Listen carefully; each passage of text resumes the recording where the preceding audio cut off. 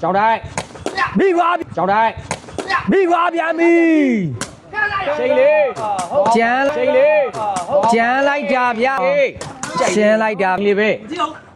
ဟုတ်တယ်ကျောင်းတိုင်းကျန်လိုက်တာလိုက်ပဲအမလေးလေးဗျာဒါလေးကောင်းလိုက်ကျောင်းတိုင်းပဲကျန်လိုက်တာလိုက်ပဲ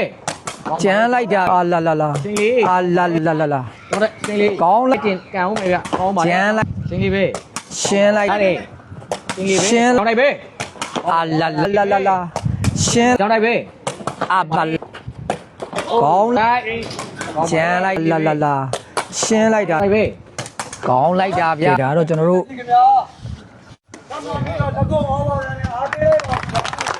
ဲကျွန်တော်တို့ရှင်းလက်ဖေကောပြိုင်ပွဲစတင်တော့နော်ဒီဘက်ကတော့ကျောင်းဆရာကျောင်းတိုက်ဟိုဘက်ကကွာထစ်နဲ့ရှိန်လေးကဲကျောင်းတိုက်တို့စားပေးစထိုးရမယ်ဗျာနော်ကဲပွဲစပါပြီဗျာ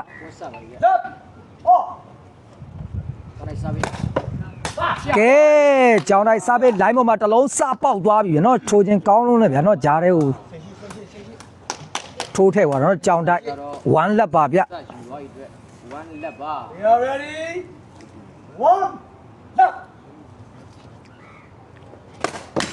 ကျောင်းတိုင်းစားပေးပိုက်တိုးသွားပါတယ်ဗျာနော်လက်1ပါဗျာကဲဟိုဘက်ကတော့ကွာထစ်ရှိန်လေးဒီဘက်ကတော့ကျောင်းတိုင်းနဲ့ကျောင်းဆရာပါပိုက်9ပေနဲ့စားပေးအောက်ထိုးဖွင့်ပါစားအောက်ခံပွဲပါဗျကဲကွာတစ်စားပေးလဲဂျားချင်းတစ်လုံးစပေါက်ပြန်ပြီဗျနော်1 all ပါဗျ1 all ပါကဲဟိုစားပေးကတော့ကျောင်းတိုက်ထိုးခြင်းစပေါက်ခဲ့တယ်လို့ကွာတစ်ရဲ့စားပေးကလည်းပြန်ပေါက်သွားတယ်ဗျနော်အမှတ်တူ1 all ပါ 1 4ကဲပိုက်ထောက်ရသေးတယ်ကျောင်းတိုက်ပဲကောင်းလိုက်တာဗျဖိုက်တင်ကြတာဘူးတာလေး You ready? ဒီမှာကတော့1 all 1 all ကျန်းလိုက်တာဗျာကျောင်းတိုက်စားပေး2-1ဖြစ်သွားပြီဗျာနော်ကျောင်းတိုက်ရဲ့ဂုံစားပေးအရင်ကမြန်ဆန်လွန်းပါဗျာနော်ကဲမှတ်ကတော့2-1ပါ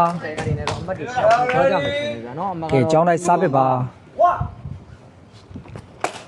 ကဲကျောင်းတိုက်စားပေးကတော့ဝေးသွားတယ်ဗျာနော်အစိထိုးလီဘာလို့ကဲမှတ်ကတော့1-2ပါဗျာကဲမှတ်က1-2ပါကဲအဲ့ဒီစားပေးပြန်ကြည့်မယ်ဗျာနော်ကဲအဲ့ဒီစားပေးပိုက်ထောက်ဒီလောင်းလားဝေးသွားဟိုကစားပေးဝေးသွားတယ်ဗျာနော်2-1ပါဗျာ2-1ပါကဲကျောင်းတိုက်တို့2မှတ်ကွာတစ်ရှိန်လေး1မှတ်ပါ Ready? 2 1ကဲဖြုတ်ထားတယ်ရသေးတယ်ကောင်းတယ်လိုက်တင်ထားတယ်အာလာလာလာရှင်းလိုက်တာနော်ရှိန်လေး1-2ပါကဲမကတော့1-2ပါ You ready? ခဏလေးကဲကွာတစ်တို့1မှတ်ကျောင်းဆရာကျောင်းတိုက်တို့2မှတ်ပါနော်1-2ပါဗျကဲမကတော့1-2ပါဒီပွဲစဉ်တပွဲတည်းခက်ကစားမှာပါ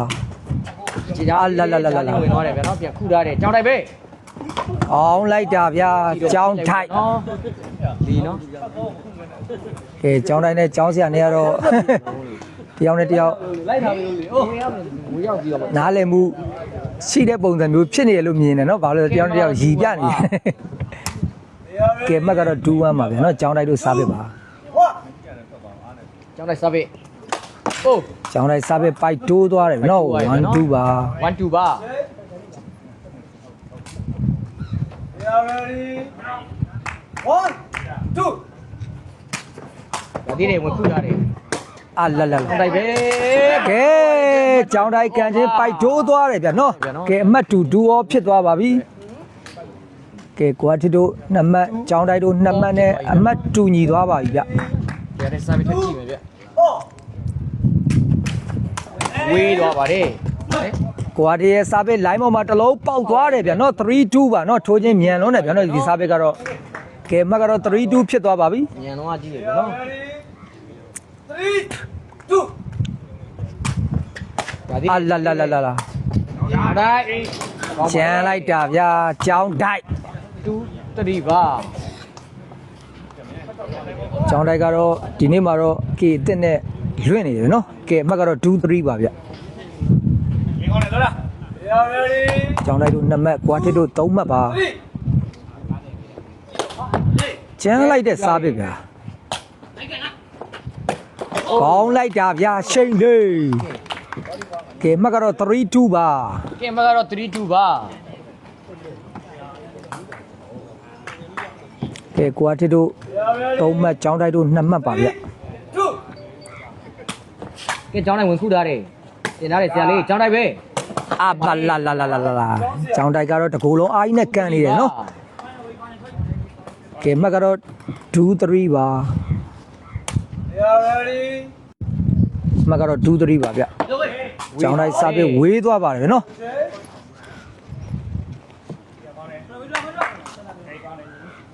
We are ready.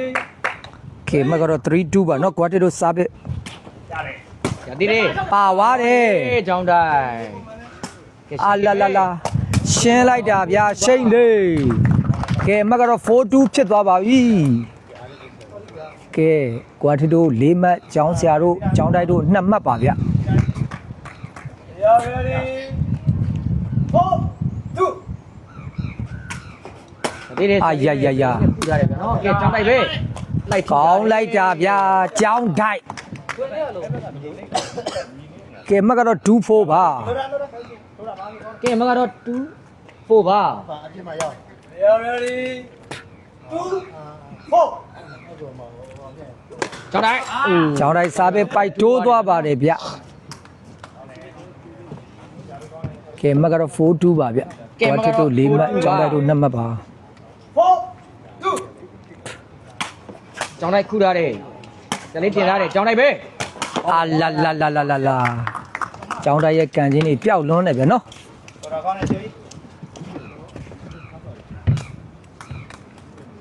ကဲမှတ်ကတော့2-4ပါမှတ်ကတော့2မှတ်กว่าပါတယ် Two. Four.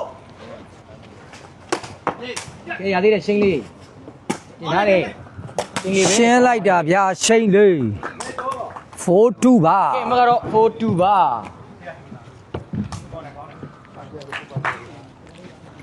ကဲကွာတစ်တို့4မှတ်ကျောင်းတိုက်တို့2မှတ်ပါ Two. ကွာတစ်စားပစ်ဂျာချင်းတစ်လုံးပေါက်သွားပြန်ပြီဗျာ 5-2ပါကဲကျောင်းဆရာတို့တိုင်းရောက်ခေါ်ရပါတယ် 5-2ပါကဲမှတ်ကတော့5-2ဖြစ်သွားပြီနော်ကွာတစ်တို့5မှတ်ကျောင်းတိုက်ကျောင်းဆရာ2မှတ်ပါဗျာနော် 5-2ပါ ရတဲ့စာပေထက်ကြည့်မယ်ဗျနော် Five. Two.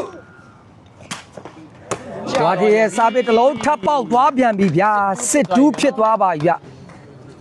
ကဲကွာတစ်ရဲ့စားပစ်တွေကတော့တော်တော်ကြီးကိုဒီကြကောင်းမွန်လွန်းနေတယ်နော်6-2ဖြစ်သွားပါပြီ We are ready. Six. Two. ကဲဒီကတော့ပိုက် ဒူးစစ်ပါဗျာ စစ်ပါ We are ready. Two. Six. ကောင်းလိုက်တာဗျာ ရှင်းလေးပဲ ရှင်းလိုက်တာဗျာရှိန်လေး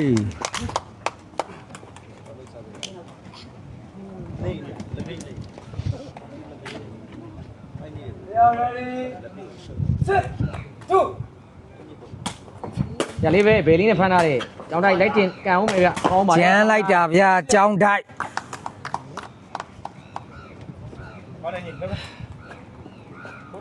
ကဲမကဒုစစ်ပါ We are ready. Two. Six. ကဲကျောင်းတိုက်စားပြပိုက်မကြော်လိုက်ဘူးဗျာ အေးဒါလေး We are ready. အေးဟုတ် Six. တယ်ရ Two. စစ်တူပါ အေးဟုတ်တယ် ကောင်းလိုက်တာဗျာကျောင်းတိုက် ဒီလိုပေါ့ပြီ ကဲမကတော့ဒူးစစ်ပါဗျာ ကြာကြောင်းဆိုရတယ်ငါသူ့မိကဖွင့်ပါ We are ready. Two. Six. မင်းကငါ့ကိုဟောက်နေတာမင်းကငါ့ကိုဟောက်နေတာသူ့ကိုပြောရင် မိမိပါသွားတယ် Out. မင်းကငါ့ကိုပြောနေတာ Check. တူးလေနေတိုင်းမတူဘူးမင်းက We are ready. Six. မင်းကငါမတူဘူးလေ စစ်တူပါ Double check. ဘာ哎，小不要呢，高人高。 Are you ready? 2. 你看俺会这标你来哟。 အာလာလာလာ ကျောင်းတိုက်စိန်လေး ကောင်းလိုက်တာဗျာရှိန်လေး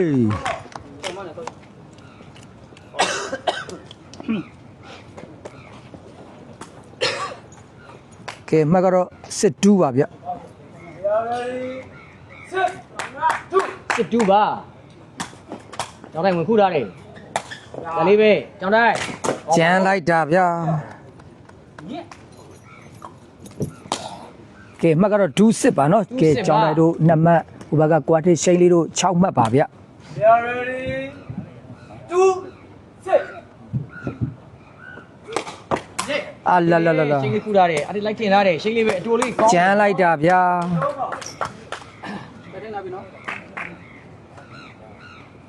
ကဲအမကတော့စစ်တူပါပဲ Are you ready? 6. 2. အမကတော့စစ်တူးပါဗျ ဒါလေးလိုက်ခုထားတယ် အာလာလာလာလာ လေးနဲ့တင်ထားဗျာနော်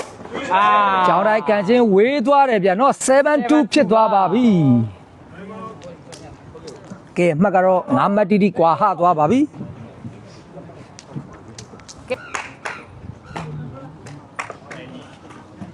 Are you ready? 7. 2.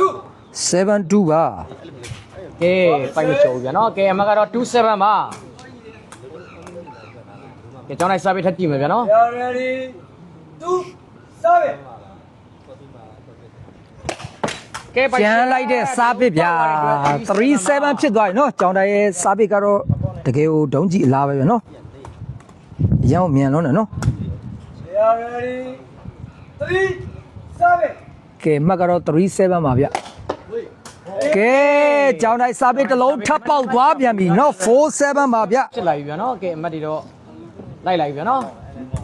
ကဲနောက်ထပ်စာပေတစ်လုံးထပ်ကြည့်မယ်ဗျာနော်ကျောင်းတိုင်းစာပေ Are you ready? 4. 7. ကဲမှတ်ကတော့4-7ပါ ကဲရသေးတယ်အဖေဘယ်နဲ့လိုက်တင်ထားတယ်ချင်းလေးကရိုး မိပြီစင်ထွက်သွားတယ်ဗျာ7-4ပါ အမက74ဗျာနော် ကဲကွာတစ်တို့9မှတ်ကျောင်းတိုင်းတို့4မှတ်ပါနော်အမှတ်ကတော့3မှတ်ကွာဟနေပါတယ် 4. ကျောင်းတိုင်းဝင်ခုထားတယ် အာလာလာကျန်လိုက်တာဗျာကျောင်းတိုင်း7-4-4-7ပါဗျ ကဲအမကတော့47ပါကဲကျောင်းတိုင်းစာပေထပ်ကြည့်မယ်ဗျာ Are you ready? 4.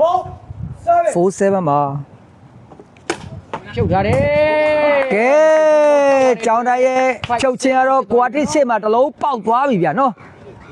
ကွာတစ်လိုက်ဆယ်တဲ့နေရာမှာမမိတမီဖြစ်သွားတယ်ဗျာနော်ကျောင်းတိုင်းကလည်းတောက်ချောက်အပြင်းနေထိုးလာတာဒီတစ်လုံးကြမှာဘတ်သွားတာဗျာနော် ကဲအမကတော့ ကဲမှတ်ကတော့ 57 5-7ပါ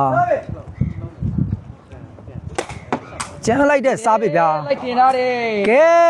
ကျောင်းတိုင်းစားပစ်ချိန်လေးစီမှာတစ်လုံးပေါက်ပြီးတော့6-7ဖြစ်သွားပြီနော် ဟာ စားပစ်ကတော့တော်တော်ကြီးကိုကြမ်းတမ်းလွန်းတယ်လို့မြင်တယ်နော်စားပစ်ကကျောင်းတိုင်းရဲ့ရှေကုံစားပစ်အားတော့ကျွန်တော်ဗာနဲ့ဥပမာပြမှန်းတော့မသိတော့နော်တော်တော်ကြီးကိုကံအားကောင်းတဲ့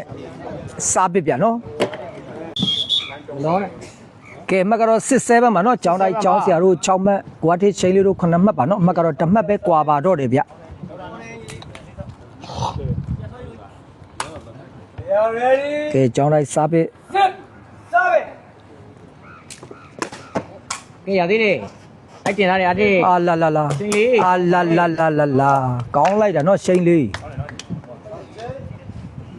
ကဲမှတ်ကတော့7-6ပါဗျ ကဲအမကတော့ Are you ready? 77ဗျာနော်အဲ့ဒီစာပေထပ်ကြည့်မယ်ဗျကျောင်းလိုက်ခုထားတယ်တင်ထားတယ်ဆရာလေးကျောင်းလိုက်ပဲ ကျန်လိုက်တာဗျာကျောင်းသားရဲ့ကန်ချင်းတွေကတော့လုံးမဆဲဖို့မလွယ်ဘူးဗျာနော်အပေါ်ကနေမိုးပြီးတော့ကန်သွားတာနော်ကျောင်းတိုက်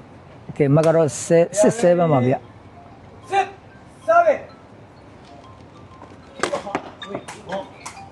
ကျောင်းတိုင်းစားပြနည်းနည်းလေးဝေးသွားတယ်နော်ထိုးခြင်းတော့ကောင်းပါတယ်ဗျာ ကဲအမကတော့78ပါ ကဲကွာတီတို့ရှိန်လီတို့9မှတ်ကျောင်းတိုင်းကျောင်းဆရာ6မှတ်ပါ 7. 6. ကဲကွာတီရဲ့စားပြကတော့ပိုက်တိုးသွားပါတယ်နော်ကဲမှတ်ကတော့6-7ပါဗျကဲတိုင်းအောင်ခေါ်ရပါတယ်ကျောင်းဆရာတို့က ကဲမှတ်ကတော့67မှာနော်ကျောင်းတိုက်တို့6မှတ်ကွာတစ်ချင်းလေး9မှတ် 7 ကိုကျောင်းတိုက်ရဲ့စားပေးဂျာချင်းတစ်လုံးပေါက်သွားပြန်ပြီဗျာတကယ်ကိုစားပေးကျောင်းတိုက်ရဲ့စားပေးတိုက်အားကြီးကတော့တော်တော်ကြီးကိုကြောက်စရာကောင်းတယ်လို့မြင်တယ်နော် ready တကယ်ကိုကားပြင်းတဲ့စားပေးကြီးနော် ရှာဖွေမှာထက် 7 off ဖြစ်သွားပြီဗျကျောင်းတိုက်စားပေးဝေးသွားတယ်ဗျနော် အောင်လိုက်စားပေးဝေးသွားတဲ့အတွက်အမှတ်2 7 over မှန်စားရခတ်တဲ့စားပေးတွေနော်ကျောင်းတိုက်စားပေး ready ကဲအမှတ်2သွားပါပြီ7 off ပါ ကျောင်းတိုက်ခူထားတယ်ဇာတိလိုက်တင်ထားတယ်ကျောင်းတိုက်ပဲ ကျန်လိုက်တာဗျာကျောင်းတိုက် တင်ပြီဗျ အမှတ်2 7 off ပါ ကဲအမှတ်2 7 over နည်းနည်းလေးရှိရနော်လက်မြောက်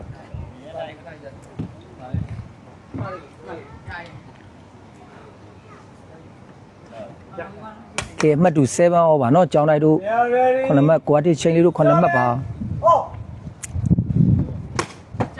ကဲရသေးတယ်ရှင်းလေးခူထားတယ်အဲ့ဒီတင်ထားတယ်ရှင်းလေးပဲ ကောင်းလိုက်တာချိန်လေး ကဲအမှတ်2ပဲဗျာနော်အမှတ်2 7 over ကဲဟိုဘက်ကကွာတီတို့စာပေရထားရဗျာနော်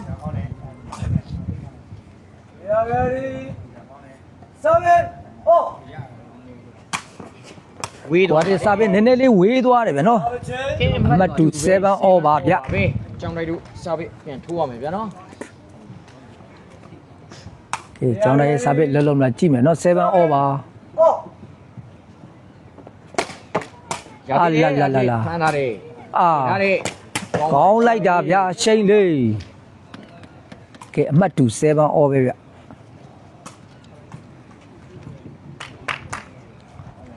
ready 7 oh ကဲဂျာဇာလေးခူထားတယ်ကျောင်းတိုက်ပဲ အမလေးလေးဗျာကျောင်းတိုက်7 off ပါဗျ ကဲအမှတ်2 7 over ကဲကျောင်းတိုက်တို့ time off 9မှတ်ကွာတစ်ချိန်လေးတို့9မှတ်နဲ့အမှတ်2ညီနေတယ်နော်တကယ်ကို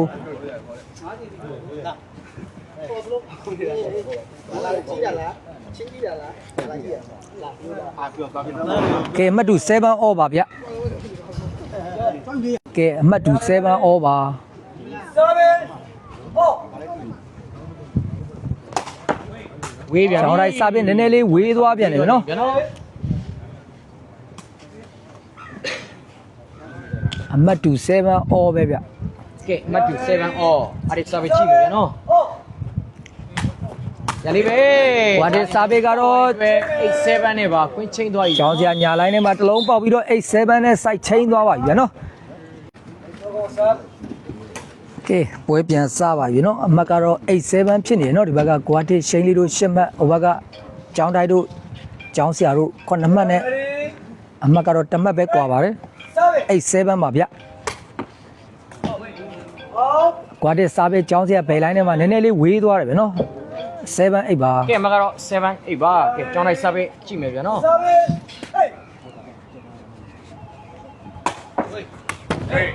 oh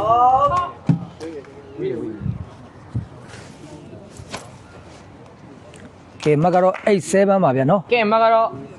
ကွာတစ်တို့10မှတ်ကျောင်းတိုက်တို့9မှတ် 7 87ပါကဲကျောင်းလိုက်ဝင်ခုထားတယ်ပြင်ထားတယ်ကျောင်းလိုက်ပဲ အာလာလာလာလာလာလာကြမ်းလိုက်တယ်ဗျာကျောင်းတိုက်ကန်ချင်းနေတာနော်ကဲအမှတ်ကတော့7 8ပါ ကဲမက7 8ပါ ready 7 8 ကောင်းလိုက်တယ်ဟာ ဗျာနော် ကောင်းလိုက်တာဗျာကွာတစ်ရေတကယ်ကိုကျောင်းသားရဲ့ထိုးခြင်းလဲကောင်းလုံးနေဗျာနော်ကွာတစ်ဘယ်နဲ့ဖမ်းတဲ့နေရာမှာစင်ထွက်တော့ရှီကုံနဲ့လိုက်ထောင်လိုက်တာရှိန်လေးအကြိုက်ဖြစ်သွားတယ်ဗျာနော်မဟုတ်ရင်တော့ဟိုဘက်ကတမတ်ပေးရမှာဗျ ဇာလေးပဲဘယ်နဲ့ခုထားတယ် ကွာတစ်စားပိတ်ကတော့ကျောင်းဆရာဘယ်လိုင်းထဲမှာတစ်လုံးပေါက်သွားပြီဗျာနော်97ဖြစ်သွားပါပြီကဲကွာတစ်တို့ရှိန်လေးတို့6မှတ်ကျောင်းတိုင်းကျောင်းဆရာတို့9မှတ်နဲ့ပွဲရတော့ကွာတစ်တို့2မှတ်တာနဲ့ဥဆောင်နေပါတယ် 9 7 ကျောင်းတိုက်ပဲပြင်ထားတယ်ဇာလေးကျောင်းတိုက် ကျန်လိုက်တာဗျာကျောင်းတိုက်79မှာ ကဲမကတော့7 9ပါ ready 7 9 ကောင်းလိုက်တာဗျာ စိန်လေးပဲ ဟုတ်တယ်ဗျာရှိန်လေးရှိန်လေးရဲ့ချမ်းလွင့်တယ်နော်7997ပါနော်ရှိန်လေးတို့9မှတ်ကျောင်းတိုက်တို့9မှတ်ပါ ယူထားတယ်ဗျာနော် ready 9 7 ကဲကျောင်းတိုက်ဝင်ခုထားတယ်တင်ထားတယ်ဆရာလေးကျောင်းတိုက်ပဲ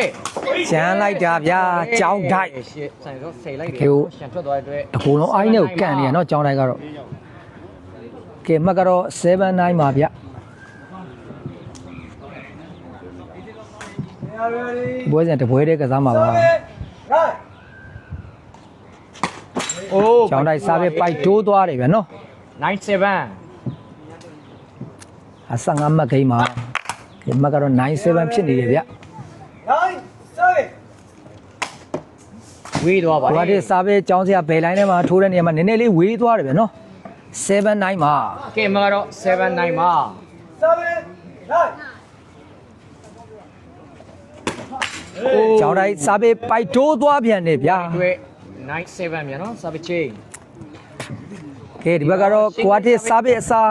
ရှိန်လေးပြောင်းထိုးမဲ့အနေထားမျိုးဗျကဲစားပဲတစ်လုံးစမ်းမယ်တဲ့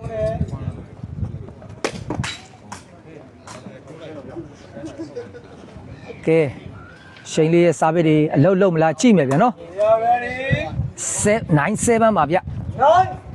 7 97ပါ79ပါကဲအမှတ်တွေလိုက်က ဲမှတ်ကတော့79မှာနော်ကျောင်းတိုက်တို့9မှတ်ကွာထစ်တို့6မှတ်ပါ ဒါလေးလေးရှိန်လေးကိုတိုင်ပဲ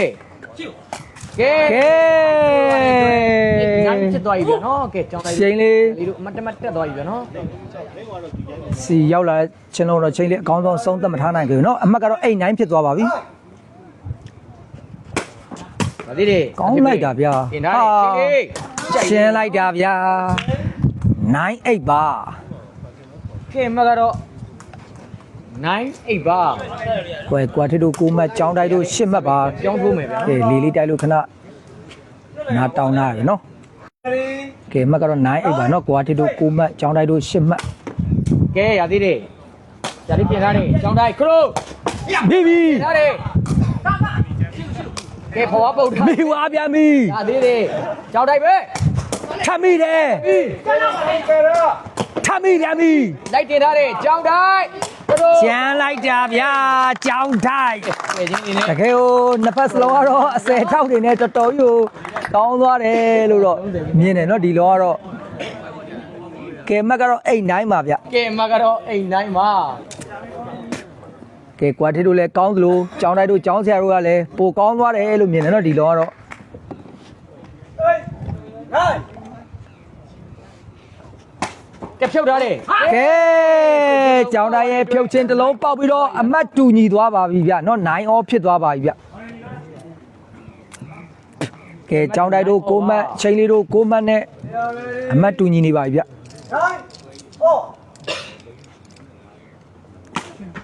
ဒါသေးတယ်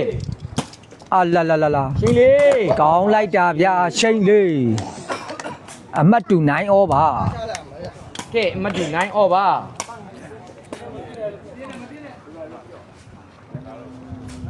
ready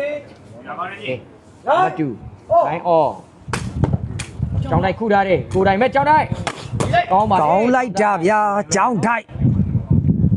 အမတ်တူ9 all ပါ ကဲအမတ်တူ9အော်ပါ ကဲကျောင်းတိုက်စားပစ် 9 4 ရှမ်းလိုက်တဲ့စားပစ်ဗျာ ရှင်းလေးဘဝပုတ်ထားတယ် ကောင်းတယ်ရှိန်လေးဒီလောကတော့အဆုံးသက်ကောင်းသွားတယ်လို့မြင်တယ်နော်ရှိန်လေးကဲအမတ်တူ9 all ပါဗျကဲကွာတစ်စားပစ်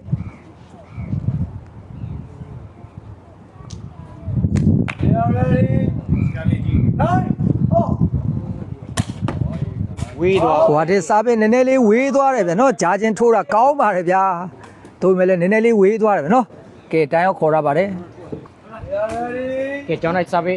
ပွဲပြင်ဆိုင်ဗျာနော်ကျောင်းတိုင်းစာပေကြည့်မယ်9အော်ပါဝေးသွားပါ ဘာ လေ လဲစားပစ်ဝေးသွားပါတယ်ဗျ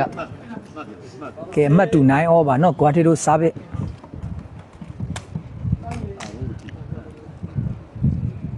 ready 9 4 ဆရာလေးပဲ အာလာလာလာလာ ကျောင်းတိုင်း ကောင်းပြီကောင်းလိုက်တာဗျာတကယ်ကိုကွာထေတို့ကတော့ဆယ်ချင်းနဲ့တမတ်ယူသွားပါပြီဗျာနော် ကဲဆယ်ချင်းနဲ့အမတ်တမတ်ယူသွား တန်းတိုင်းဖြစ်သွားပါပြီဗျာနော်ကဲမှတ်ကတော့တန်းတိုင်းပါဗျကွာထေရဲ့စာပေကတော့တစ်လုံးပေါက်ပြီးတော့11-9ဖြစ်သွားပါပြီဗျတကယ်စာပေကတော့တော်တော်ကြီးကိုမြန်ဆန်လုံးပါတယ်ဗျာနော်11-9ဖြစ်သွားပါပြီ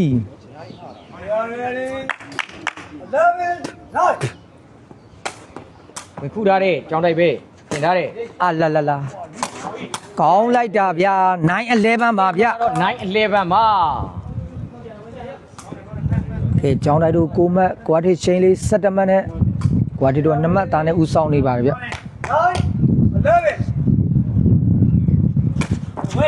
ဝေး ကဲ သွားပါလေ ကျောင်းတိုင်းစာပေနည်းနည်းဝေးသွားတယ်ဗျာနော်11-9ပါ 11-9မှာ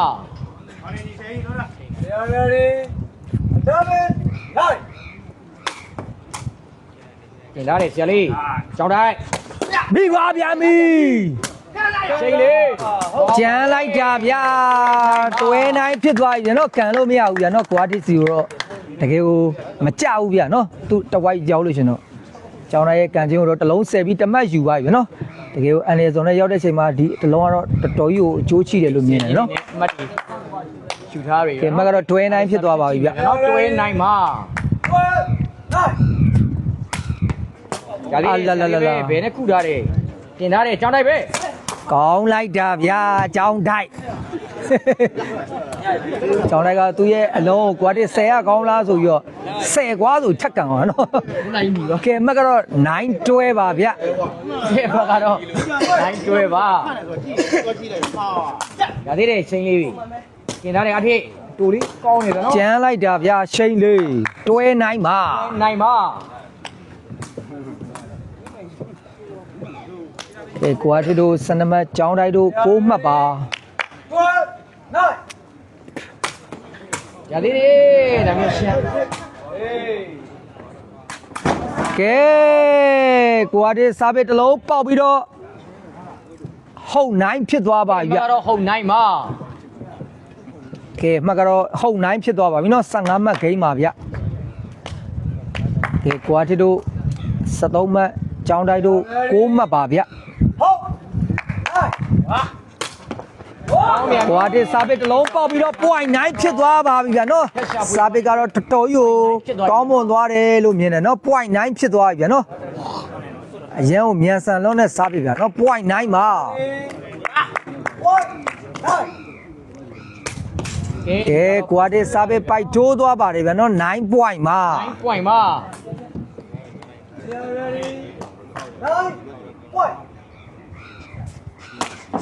ဒါသေးတယ်အထိတင်ထားတယ် အာလာလာလာလာကောင်းလိုက်တာဗျာကဲမှတ်ကတော့ point 9ပါဗျ ကဲမှာတော့ point 9မှာ ကွာတီတို့14မှတ်ကျောင်းတိုင်းကျောင်းဆရာတို့6မှတ်ပါဗျ point 9ဖြစ်နေပါပြီတစ်စာပေ အဲ့စားပြီဗျာနော်ကဲဆရာလေးခုထားတယ်ကျောင်းတိုင်းပဲ ကဲ